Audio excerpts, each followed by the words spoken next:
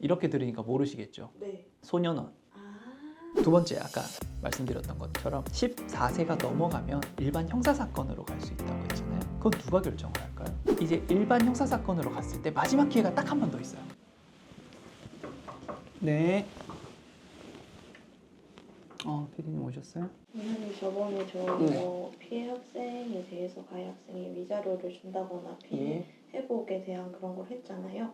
가해 학생이 뭐 피해 변상을 한다든지. 네. 그것만 하면은 이제 다 해결이 되는 건가요? 학교 폭력 다 끝났고, 네. 그다음에 뭐 피해 변상할 부분 다 했고, 잘 마무리가 되면 그럴 수 있는데, 네. 우리가 학교 폭력이라는 게 말 그대로 이제 폭행이 될 수도 있고 여러 가지 문제가 되잖아요. 그런 부분들에 있어서 형사적인 문제도 발생을 할 수 있어요. 그쪽 피해 학생 측에서 고소를 하지 않으면 다행인데 고소를 하고 이렇게 돼버리면 이제 형사적인 대응도 좀 필요할 수 있죠. 그래서 또 학교에 다니는 학생이라는 측면 때문에 일반 성인의 형사사건과는 조금 다른 면모가 있어요. 그러면은 오늘은 그 제도에 대해서 한번 제가 간단하게 설명을 드려볼게요. 네.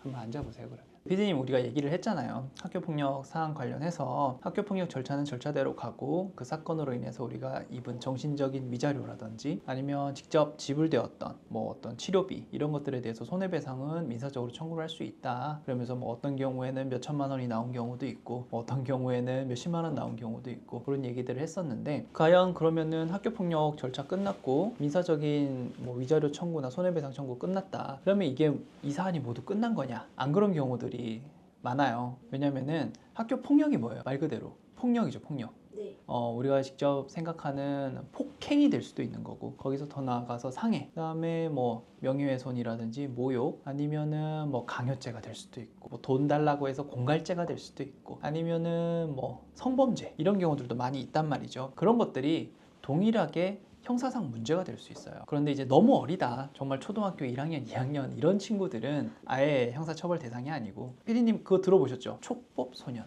들어봤죠. 만 10세에서 만 14세까지의 사이 이 아이들을 촉법소년이라고 하는데, 이 친구들은 형사적인 처벌은 받진 않아요. 만 14세를 넘어가면 이제 범죄를 저질렀을 때 거기에 대해서 형사적인 처벌을 받을 수 있게 되는 것들이고, 그렇다면 이 학교 폭력 사안도 만 10세가 넘어가면은 형사적으로 다 문제가 될 수 있는 부분들이에요. 다만 아까 촉법소년은 형사적인 처벌은 받지 않는다고 했죠. 그렇다고 해서 아무런 문제가 생기지 않는 건 아니에요. 이 친구들에 대해서도 어떤 별도의 조치들이 들어갈 수 있는데, 그런 것들을 바로 우리는 소년보호 처분이라고 말을 해요. 이렇게 들으니까 모르시겠죠? 네. 소년원.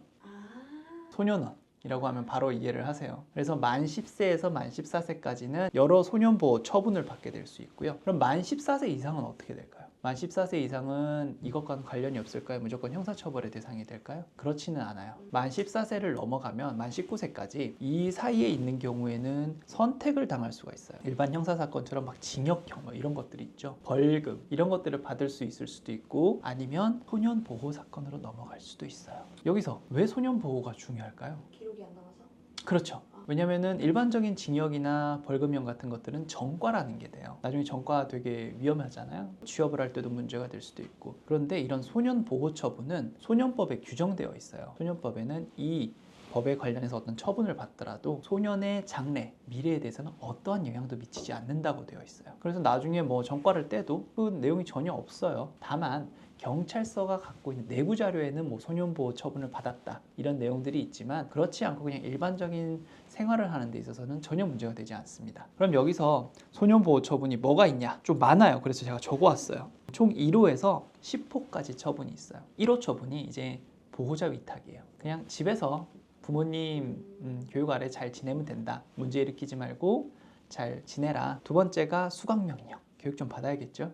세 번째가 사회봉사명령이 있어요. 약간 학폭이랑 비슷하죠. 네.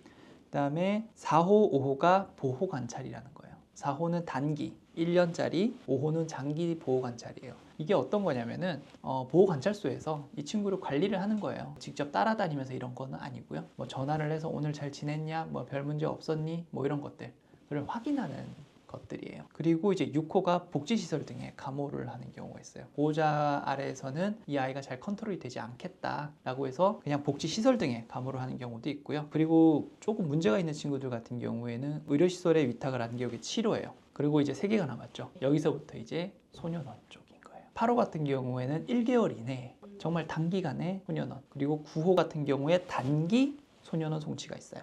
짧게 완전 1개월 이내는 아니고 6개월 이내, 그리고 마지막 10호가 2년 이내에 소년원 송치를 말하는 거예요.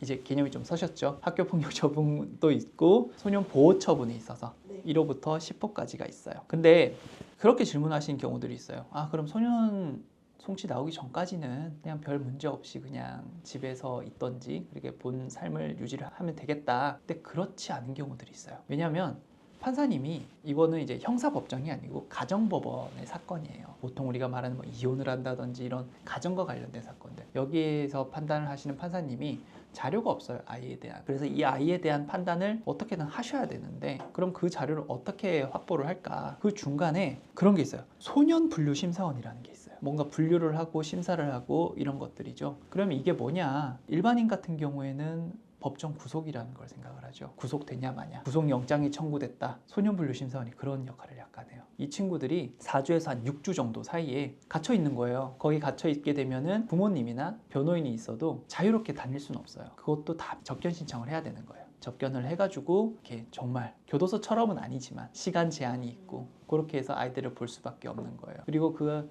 아이는 안에서 좀 더 심층적인 조사를 받을 수 있게 되죠. 소년보호 사건들을 좀 가다 보면은 분명히 엄마, 부모님과 아이가 함께 들어갔어요. 근데 나올 때는 어머니 혼자 나오시는 경우들이 있어요. 그 첫 심리 기일이나 이렇게 잡혔을 때 아이가 어떤 아이인지 좀 보겠다라고 해서 이제 분리를 시켜버리는 거죠. 근데 이런 경우는 뭐 첫 사건, 우리도 여러 가지 범죄를 저지르는 경우도 있고 처음 범죄를 저지르는 경우들도 있잖아요. 그래서 처음 범죄를 저지른 친구한테 이렇게 바로 들어가는 경우는 잘 없어요. 그동안에 이력이 있고 계속 어떤 기회를 줬음에도 이게 잘 안 됐을 때, 그때 이제 판사님도 좀 더 심층적인 판단이 필요하겠다라고 해서 이제 소년분류심사원으로 보내는 경우들이 있죠. 그러면 이거 말고는 다른 게 없을까요? 또 있어요.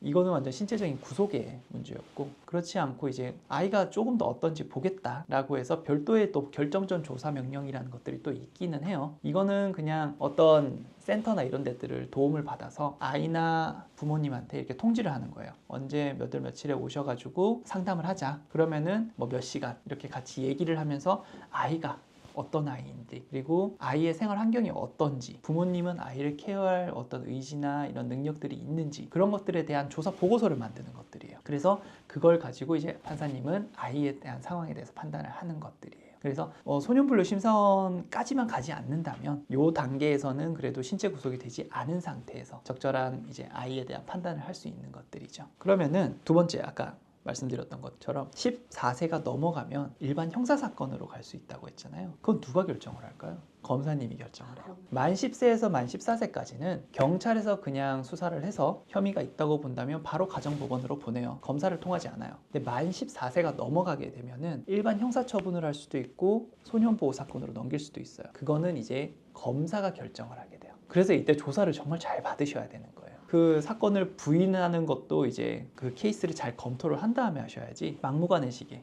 부인을 한다면은 검사님이 어떻게 판단하겠어요? 얘는 뭐 반성도 하지 않고, 그리고 앞선 이력들이나 이런 것들을 봤을 때 안 되겠다, 정식 기소를 해야겠다 라는 판단을 받을 수도 있고, 그렇지 않고 이제 적절 이 혐의에 대해서 다 인정을 하고 반성을 하고, 그리고 피해자와 합의를 잘 하고, 이렇게 되면 검사님은 잘 반성을 하고 있구나, 마지막 한 번 더 기회를 줘야지 라고 하고 소년보호 사건으로, 가정법원으로 송치를 하게 되는 것. 이 차이가 엄청나게 커요. 지금은 이제 되게 피상적으로 생각을 하시는데 소년보호 처분으로 사건으로 보내는 게 1차적인 목표입니다. 저희들은 기본적으로. 그러면은 여기서 또 어떤 경우들이 있어요. 물어보시는 경우들이, 그럼 일반 사건으로 가게 되면 이제 모두 끝입니까?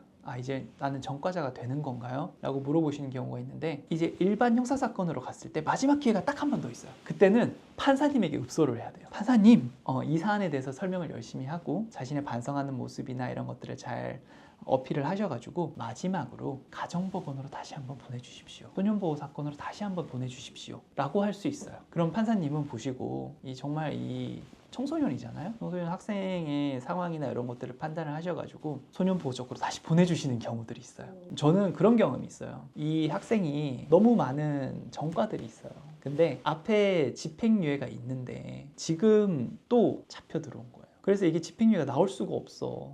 그래가지고 읍소를 했어요. 마지막으로 이쪽으로 한번 보내주십시오. 그래서 어쨌든 그 친구는 다행히 소년보호 사건으로 다시 넘어가가지고 그냥 보호조치만 받았어요. 그렇게 사건이 잘 마무리될 수 있었거든요. 그래서 소년보호 송치된다, 소년보호 사건을 할 수 있다는 거는 매우 중요한 부분, 그리고 너무 이득인 부분이죠, 학생들의 경우에는. 그리고 어떤 경우에는 일반 형사사건에서 무죄 있죠. 네. 소년보호 사건에서도 그런 비슷한 처분을 하지 않는 결정들이 있어요. 그게 무죄라는 개념이 될 수도 있고요. 너무 경미하기 때문에 굳이 뭐 이거까지 할 필요가 있을까라는 처분에서 그 불처분 결정을 하는 경우들도 있거든요. 그래서 소년보호 사건이라는 제도에 대해서 세부적인 내용들은 참 많아요. 중간중간에 어떤 것들을 해야 되는지, 뭐 합의를 지속해야 될 수도 있고. 근데 오늘은 개략적인 소년보호 사건에 대해서는 말씀을 드렸어요. 이 제도를 꼭 제대로 알고 계시고, 만약 학교폭력 사건이 여기까지 이어졌다면 제대로 대응을 하셔가지고 최소한의 조치만을 받으시길 바랍니다. 오늘은 여기까지 하고요. 다음에 또 다른 주제로 뵙겠습니다. 감사합니다.